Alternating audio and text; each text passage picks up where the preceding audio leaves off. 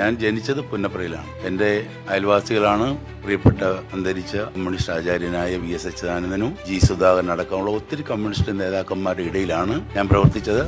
പുന്നപ്രയിൽ ഞാൻ KEC പ്രവർത്തനാകുമ്പോൾ എന്റെ അച്ഛനും അവിടുത്തെ അറിയപ്പെടുന്ന കമ്മ്യൂണിസ്റ്റ് നേതാവായിരുന്നു. അച്യുതാനന്ദനോടൊപ്പം അന്ന് അച്യുതാനന്ദൻ ഏരിയ കമ്മ്യൂണിസ്റ്റ് സെക്രട്ടറി. അന്ന് തൊട്ട് തുടങ്ങിയ രാഷ്ട്രീയ പ്രവർത്തനമാണ്.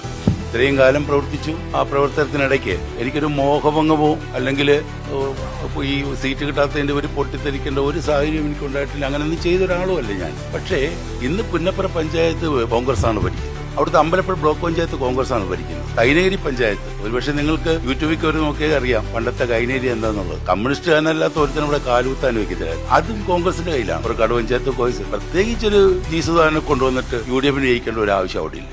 പക്ഷെ അവിടുത്തെ ചില നേതാക്കന്മാരെടുക്കുന്ന തെറ്റായ തീരുമാനങ്ങൾ, ആ തീരുമാനങ്ങൾ ചൂണ്ടിക്കാണിച്ചുകൊണ്ടാണ് അവിടെ തുടർന്ന് പ്രവർത്തിക്കാൻ പറ്റാത്ത സാഹചര്യം ഉണ്ടായപ്പോഴാണ് ഞാൻ ഈ തീരുമാനം എടുത്തത്. ഇവിടെ ഞങ്ങളുടെ പ്രിയങ്കരായ എന്റെ ബഹുമാന്യരായ നേതാക്കന്മാർക്ക് ഒരു വർഷം അവർ നിൽക്കുന്ന പാർലമെന്ററി സ്ഥാനത്ത് നിന്ന് മാറി നിന്ന് രാഷ്ട്രീയ പ്രവർത്തനം നടത്താൻ പോയാൽ അവരുടെ ഭാര്യമാർക്ക് അവരെ നോർമലാക്കാൻ വേണ്ടി സൈക്കാട്രിസ്റ്റിനെ വിളിക്കേണ്ടി വരും. ഞാൻ 50 കൊല്ലം ഒരു പാർലമെന്ററി സ്ഥാനത്തേക്ക് ഒരു സ്ഥാനവും ചോദിച്ചു വന്ന ഒരാളൊന്നുമല്ല. ഞാൻ അതിന്റെ ഒരു മോഹം മൂത്തൊന്നും ഇറങ്ങി പുറപ്പെട്ട ആളുമല്ല. ജീവിതത്തിൽ ഒത്തിരി തിക്താനുഭവങ്ങൾ എനിക്ക് കമ്മ്യൂണിസ്റ്റ് പാർട്ടിയിൽ നിന്ന് ഒത്തിരി മർദ്ദനങ്ങളും ഒത്തിരി പീഡനങ്ങളും ഒക്കെ ഈ അടുത്ത കാലത്തും പലർക്കും അറിയാം. എന്റെ വീട് കയറി ആക്രമിച്ചിട്ടുണ്ട്, പലവട്ടം ആക്രമിച്ചിട്ടുണ്ട്.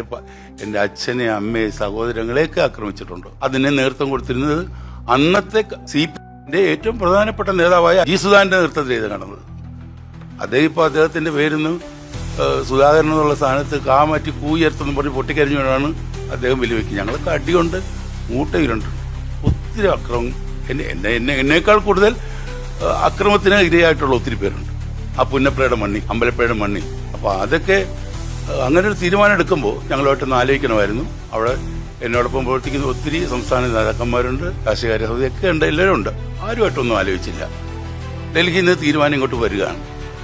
ഈ നിമിഷം വരെ G സുധാകരൻ കോൺഗ്രസിന്റെ പിന്തുണ ആവശ്യപ്പെട്ടിട്ടില്ല.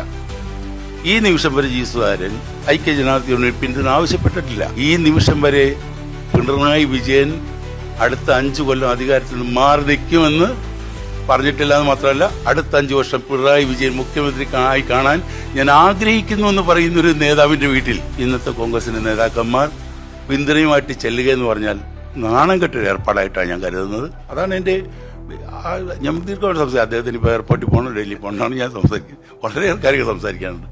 അതുകൊണ്ട് K കരുണാകരന്റെയും AK ആന്റണിയുടെയും വയലാരവിയുടെയും ഉമ്മൻചാണ്ടിയുടെയൊക്കെ പാരമ്പര്യം, ആ പാരമ്പര്യമുള്ള ഒരു പാർട്ടിയിൽ ഇപ്പോഴത്തെ നേതാക്കന്മാരുടെ ശരീരഭാഷ നിങ്ങൾ സൂക്ഷ്മമായിട്ടൊന്ന് നിരീക്ഷിക്കണം.